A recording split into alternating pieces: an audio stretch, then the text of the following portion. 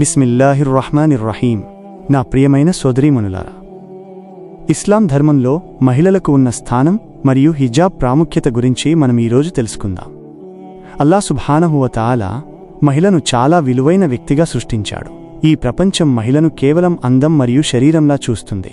కానీ అల్లాహ్ ఒక మహిళను ఆమె హృదయం, ఆమె పద్ధతి మరియు ఆమె నమ్మకం అంటే ఇమాన్ ద్వారా గుర్తిస్తాడు. హిజాబ్ అనేది కేవలం తలమీద వేసుకునే గుడ్డ కాదు, అది అల్లాహ్ మీద మనకున్న ప్రేమకు మరియు గౌరవానికి గుర్తు. ఒక అమ్మాయి చిన్నప్పటి నుంచే మంచి అలవాట్లు మరియు క్రమశిక్షణతో పెరగాలి. ముహమ్మదు రసూలుల్లాహ్ సల్లల్లాహు అలైహి వసల్లం వారు సహీహ్ ముస్లిం అనే గ్రంథంలో చెప్పినట్లుగా, మంచి ప్రవర్తన మరియు వినయం అనేవి ఇమాన్లో ఒక భాగం. అంటే ఎవరిలో అయితే మంచి పద్ధతులు ఉంటాయో వారి ఇమాన్ బలంగా ఉంటుంది. యవనంలోకి వచ్చాక చాలామందికి హిజాబ్ ఎందుకు అని సందేహాలొస్తాయి. అల్లాహ్ సుబ్హానహు వ తఆలా ఖురాన్ మజీద్లోని సూరా అన్నూర్ 31వ ఆయతులో ముస్లిం మహిళలు తమ చూపులను అదుపులో ఉంచుకోవాలని మరియు తమ అందాన్ని బయటివారికి చూపకూడదని ఆదేశించాడు. ఇది అల్లాహ్ ఇచ్చిన ఒక గొప్ప రూల్.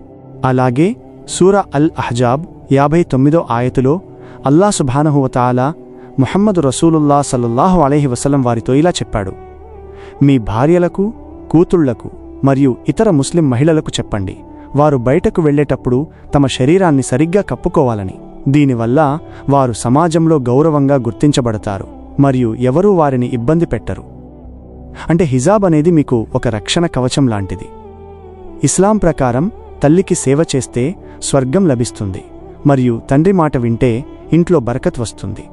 ప్రవక్త ముహమ్మదు సల్లల్లాహు అలైహి వసల్లం వారు నసాయి అనే గ్రంథంలో చెప్పినట్లుగా స్వర్గం తల్లి పాదాల క్రింద ఉంటుంది. ముఖ్యంగా బయటి వ్యక్తులతో మాట్లాడేటప్పుడు మనం చాలా జాగ్రత్తగా ఉండాలి.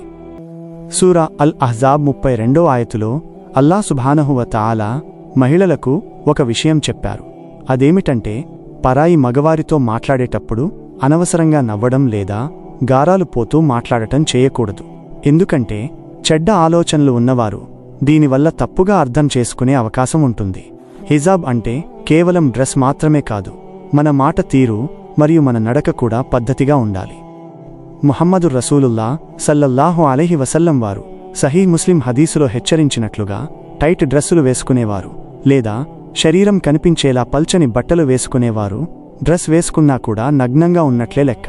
కొంతమంది మా హృదయం బావుంటే చాలు, హిజాబ్ అక్కర్లేదు అంటారు. కానీ హృదయం నిజంగా బాగుంటే అల్లాహ్ చెప్పిన మాటను మనం తప్పకుండా వింటాం కదా. సూరా అల్ బక్రా 216వ ఆయతులో అల్లాహ్ చెప్పినట్లు, మనకు నచ్చని ఒక విషయం మనకు మంచిది కావచ్చు. ప్రవక్త ముహమ్మద్ సల్లల్లాహు అలైహి వసల్లం వారు మహిళలను ఎంతో గౌరవంగా చూసేవారు. మీలో ఎవరైతే తమ భార్యలతో మరియు ఆడవారితో మంచిగా ఉంటారో వారే గొప్పవారు అని తిర్మిజీ హదీసులో చెప్పారు.